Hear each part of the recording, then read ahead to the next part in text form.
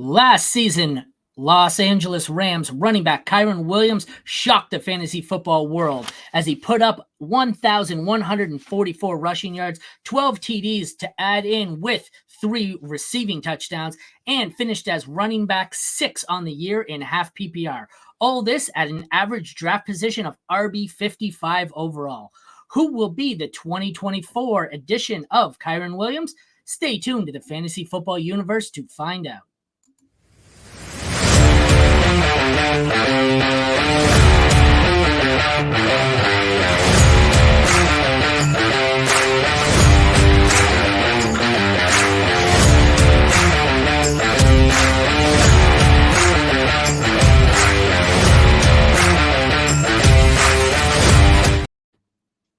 Hello, everyone, and welcome back to the Fantasy Football Universe. I'm Aaron St. Dennis at FF Mad Scientist. He is Jeremy Shulman at FF_Rebel. You can find us all on social media or at thefantasyfootballuniverse.com. Rate, review, like, subscribe, comment, all that. All that fun stuff, and we will interact with you as often as we possibly can. We normally get back to everyone. Today we are continuing on with our rookie series, looking for the 2024 version of LA Rams breakout, surprise, shocking, out of freaking nowhere running back success Kyren Williams, who finished as RB6 in half PPR out of nowhere. I remember back in the draft, because he was a 2022 rookie, and I remember in the rookie class at one point, he was on most people's boards in the conversation with, was it Brees and Ken Walker?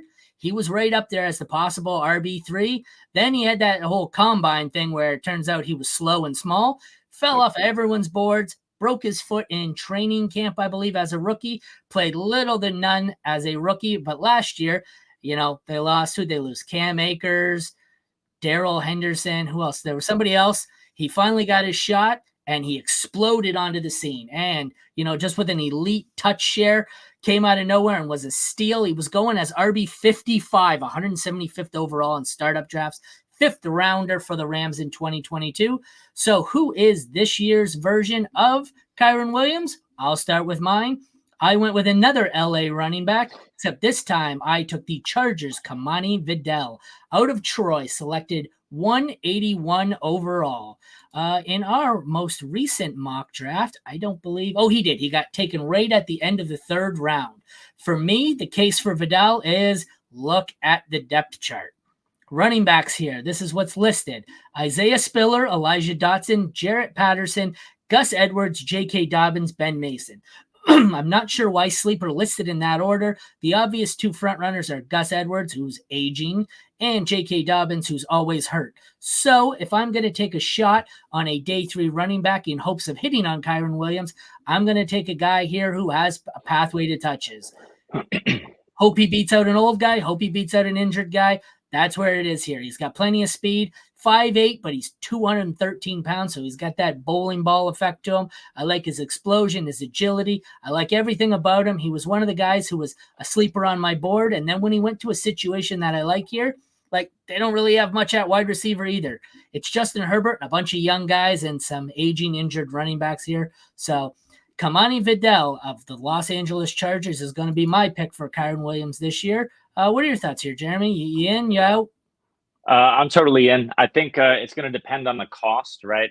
Some people are going crazy because Vidal seems to be a name that a few people are putting out there in terms of the idea of a sleeper, just like Javon Baker, who we were talking about in the wide receiver episode, right? The names are out there, so it's pushing these guys up draft boards.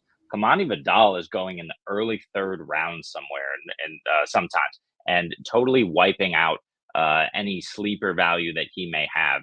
Earlier he was going in the late 3rd, early 4th. I like him much better there. Early 3rd, late 2nd. Some people are getting a little crazy with Vidal because of the landing spot. I don't like him there, but I do absolutely agree with you that the landing spot couldn't have been more perfect. We were prepared to anoint Trey Benson or Marshawn Lloyd or Blake Corum even if they went to Los Angeles. We were all assuming that LA was going to put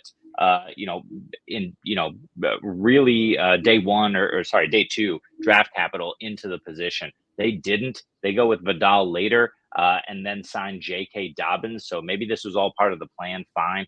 But we know that Dobbins is still working on returning from injury. We know that Gus Edwards had a similar injury, probably returned too early as well, but wasn't worked as hard as Dobbins was, both in Baltimore. These are good backs if they're healthy.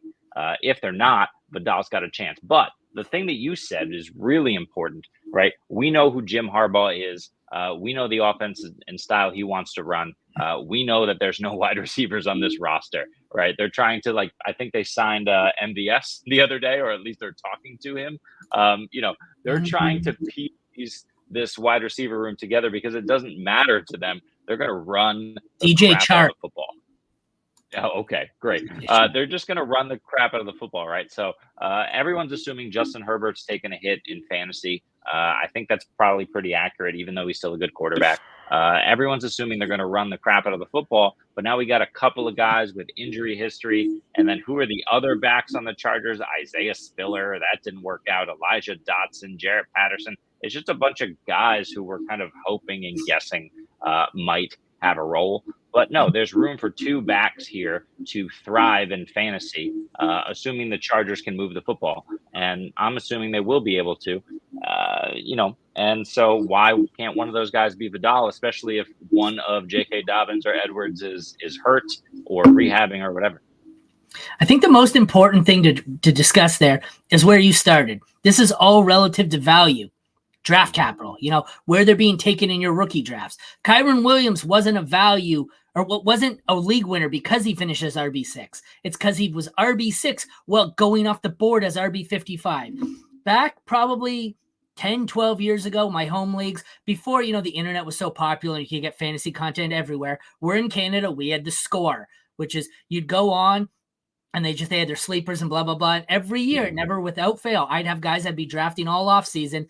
Then they'd put out their article of, 5 players who are great sleepers. From that point on, I'd say, well, fuck, I'm never drafting those guys again because, 5 guys to draft after round 12 who are going to win your league. Next thing you know, the guys to draft after round 12 are being drafted in round 4. They're not a value anymore. So I'm taking Kimani Vidal. Like I said, he went here at the end of the 3rd round. That's where I'm willing to take him. Anywhere in the back half of the 3rd round, I'm looking for him. I took him the other day in a league, 5th round. I've gotten him in the 4th round. I got sniped on him the other day in the 5th round, but I think middle of the 3rd is my cutoff here. He starts getting steamed up here, which this is going to happen in camp.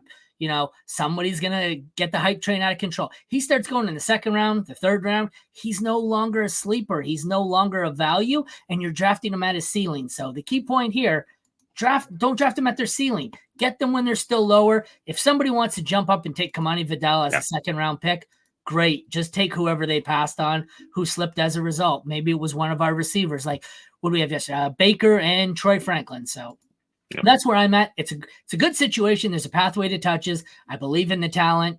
I think, there's nothing on this roster. There's a bunch of receivers I don't believe in, or, young rookies. There's the tight end situation sucks. There's Justin Herbert and a bunch of guys. So I think there's an absolute possibility here for him to be relevant right out of the gate. Let me look. I'm trying to find where he is. He's so far freaking down on the redraft rankings this year that I can't even freaking find him. He is outside the top 60 from the looks of it. They've got J.K. Dobbins at 60, Gus Edwards at 54. I am still scrolling for Kimani Vidal. He is outside the top 100 unless I've somehow managed to overlook him here. So needless to say, he is going to be a value, and you can get him last round of your startup draft. I did miss him. He's 75, but still running back 75. You can get him in the last round of your drafts. You can add him on the waiver wire. He's an absolute steal for me if he maintains that cost. We'll move over here quickly to yours. You went with Baltimore running back Rasheen Ali out of Marshall. I do not have his draft capital on here. All I do have is that he was taken by Baltimore on day 3. Where was he? Do you have it in front of you? No, I have 5th round. That's all I have. 5th round? Okay, I wasn't sure. Number. I don't have it. Anyways, what is it about Ali that you like? There's basically it's landing spot, right? He landed in probably one of the better situations because we just talked about Kimani Vidal landing on the Chargers with 2 ex-Baltimore Ravens running backs, right? Baltimore didn't really fill the hole left by J.K. Dobbins and Gus Edwards. They filled it in a massive way with Derrick Henry. But we know that Baltimore loves to run the football, and they didn't do anything but draft Tez Walker, really, to help out Lamar Jackson in the passing game. Look, it's a different scheme over there in Baltimore. I believe it's Greg Roman, right? Or it was Roman. I forget. I can't think of the offensive coordinator. It'll come to me in a minute. But, yeah, I know who you're talking about. I can't remember. I'm looking up the depth chart, so I got it. Oh, Monken. Right. We know Monken prefers to kind of run a bit more pass-centric offense. We saw that last year. And they had kind of these ups and downs. But we still saw Keaton Mitchell. We still saw Justice Hill get off. And those guys are still on the roster. The thing is, Derrick Henry is aging. He probably shouldn't take on that workload he always has, simply because of age and injury concerns. We know that Baltimore signed Henry because they want to compete deep into the playoffs. That's where Henry is a monster and it's going to be best for you. But I think it's better to limit his touches early on. And early on, while Keaton Mitchell is still recovering from his torn ACL, while Justice Hill we know who Justice Hill is, he's fine, right? He's capable. But if Rasheen Ali can come in camp and take that number 2 job because he shows a bit of pop, something they've been missing in that running back room since J.K. Dobbins was fully healthy, I really think that, he can be the number 2 to Henry. He can, if Henry's getting 22 touches a game, Ali can certainly get 6 to 8 touches a game to start. And then if he's good, you can, rest Henry a little bit here and there. If Baltimore's blowing teams out, as they've shown the ability to do last year, certainly, Ali can come in and soak up some of that garbage time. So, yeah, I really like where he landed. I also, like the fact that, there's not a lot in front of him that he has to contend with, because it's not it's a health issue maybe for Keaton Mitchell. But, in terms of Justice Hill, if he can't beat out Justice Hill, then, what are we doing here? Yeah, that's kind of where I'm at with it, too. I have 2 scenarios here. Either Derrick Henry stays healthy the whole year, in which I still think Ali could form, like you said, a complimentary back here. He could beat out Hill, he could beat out Mitchell, and still carve out a decent workload. Healthy Derrick Henry, he's what, 29, 28? There's no way they can give him the workload he was getting in Tennessee. So that's worst case scenario. Best case scenario, not to wish injury, but Derrick Henry's getting old. So they either have to decrease his workload or he gets injured. Then all he's got to do is beat out Hill and Mitchell. So I don't think there's an immediate, an obvious pathway to touches here, but I definitely see a scenario where he's at least involved in some form of a timeshare here, or could be the guy. Like I said, all you have to do is you're trusting that an old running back who's been injured lately is going to continue to break down, which I think is entirely possible. And it's probably why Tennessee chose to move on. So I like this one here. He's 5'11", 197 pounds. He's got plenty of speed. I think he's able to be a 3-down back where he can be a decent pass catcher. He's another guy where I'm looking here. He did not go at all in our most recent mock draft. It was only 3 rounds. So he's another guy where I'm trying to look through. We've got a couple here. Yeah. He's going in late round 4, round 5 in all of them. So in your standard 3-round mock draft, he's not going to, or rookie draft, he's not going to go. So, you give me a shot on a guy in the 4th round, I know it's going to sound crazy, but I think I'd rather, and I think I did this the other day. I took him over Jalen Wright. I love Jalen Wright's speed. He has no vision. If I've got, especially if you want to look at it on a dynasty outlook here, Rasheen Ali has a pathway to getting touches within the next year or 2. Jalen Wright's got to beat out a freaking rookie who does everything he does except better. And then he's still got Raheem Mostert, who I get is going to be out. So, if Jalen Wright was only up against Raheem Mostert, I take Wright. But in that case, he's got Raheem Mostert, so he's got Derrick Henry, and then a fast rookie with him is basically what he's got. So, yeah. I'm a big fan here of passing on the Jalen Wright type. Who else we got? Jalen Wright, Ray Davis, who you're just kind of hoping he's the hammer to James Cook's lightning. Marshawn Lloyd, he's going to be behind a guy they just signed. Love Lloyd. Yeah. Yeah. I'd rather take the discount here, and I'm going to take Ali 4th round, 5th round. So I like that one. That's one for me. And real quick, we started off at the top calling these guys this year's Kyren Williams, right? Well, Kyren Williams was all the rage. Everybody loved the production until he just blew up, right? He just totally evaporated during the combine. He ran a 4.65 40, which everyone was up in arms about. He measured at 5'9", 194. He's not heavy enough. Everybody was talking about he doesn't have the explosion. Well, these are two guys, Kimani Vidal, who's 5'7" and had a 37.5-inch vertical, right? So this guy's super explosive. And then Rasheen Ali, we don't even know because during the Senior Bowl, he tore his biceps tendon. So this guy didn't have an opportunity to even test at all, right? So we're talking about the guys who are going to kind of come out of nowhere are the guys who have this, this mystery about them in many cases with character issues like Javon Baker, or in this case with Rasheen Ali, the fact that he just wasn't able to participate because of injury. So I'll take the shot on these guys all day, especially, if they're going undrafted. And I've said this before, I'll say it again. If your rookie draft is over, check the waiver wire. There's a really good chance that Rasheen Ali is still there and you can go pick him up. I think if I'm drafting very soon, I'm going to have a lot of shares of these guys. It's kind of a tough landscape in the rookie running backs here. We had a lot of guys who just are suddenly dead to me on a lot of draft boards. Like I seen, Jalen Wright was pushing the first round at one point. Now I've seen him go undrafted in 3-round rookie drafts. So I think at some point you're going to start. Vidal's one. I've heard a lot more about Vidal, where Vidal, I think the hype train is starting to pick up. So you might want to draft him now. If he starts getting hyped up to past the middle of the third round, pass on him. Rasheen Ali's great. You could take him in, 4th, 5th round. So the name of the game here is value.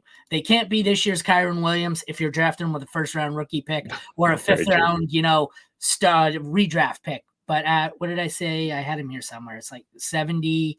Oh, Rasheen Ali. I never even found where he was on here. Is he not even he's buried? He might not even be listed. Yeah. I think he was listed. I thought I seen him, but oh no. So they go 160. Oh yeah, he is. They go 160 running backs. 160 is Kennedy Brooks. Not even on a roster. Mo Ibrahim, not even on a roster. Who's ahead of them by 2? Rasheen Ali. So he is in the 150s at running back, which means bargain bin, baby. Yeah, you'd have to do a 500 pick redraft league here for him to factor into this. So he's someone you can get off the waiver wire. This is a perfect target for me. If I draft a guy in my draft who's going to start the season on the IR, I IR that guy instantly, and I add Rasheen Ali off the waiver wire the second the waiver wire opens. And especially if you want insurance for Derrick Henry, right? Because you can get Justice Hill probably in the last round if you really wanted to, if not off of waivers. And you can get, depending on how deep your benches are, and you can get Ali. But we're going to hear the rumblings in camp. Oh, they prefer this guy. They prefer that guy. I'm not, we know that Justice Hill he's fine. He's good enough. But Ali could be better. Cheapest handcuff you will ever come across. All right. Well, thank you for tuning into the running back edition of this year. This year, it will be this year's Kyren Williams. Check us out at fantasyfootballuniverse.com or anywhere on social media. Like, review, rate, all that fun stuff.